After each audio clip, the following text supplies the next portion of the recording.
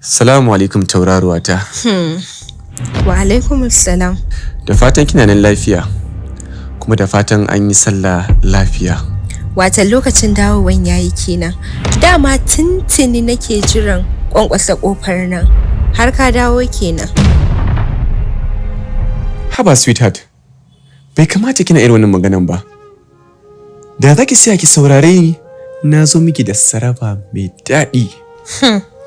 Ina jin ka, da me ka zo? Wai har yanzu fushi cike da ni baby? Haba tauraruwar duniya. Ya kamata ki sani cewa ke ta musamman ce a wurin ɗan iya. Sannan kuma ina ji a jikina Allah ya bani ke tun jiya. Sannan kuma ina fatan Allah ya tsare minki har ƙarshen duniya. Sannan kuma ina roƙon Ubangiji ya ƙara miki lafiya. Kuma ina miki fatan ki kasance cikin ƙoshin lafiya. Ya ke tauraruwar matan dukkanin duniya. Baby na kenan ka iya wayo. Baby me ba zan koya ba? In har ya ka ce min ke ce ba? Na gode sosai. Watan kayi min laifi shine ka biyo ta nan don ka kare kanka ko? Babaki ba? Sannan ni babanki ba? Sannan kuma ni ba babanki ba?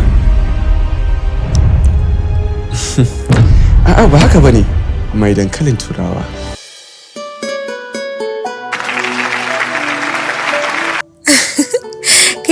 Kai, ni ce ma dankalin turawa? Za ka sani kuwa. Ni ma sai na rama. Bari mu gani.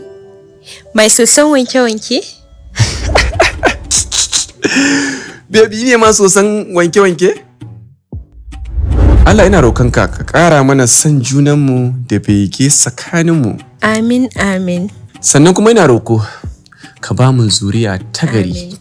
Na gode sosai baby. Ni ma na gode ka kula min da kanka. Ki kasance cikin ƙoshin lafiya. Sai an jima. Sai an jima.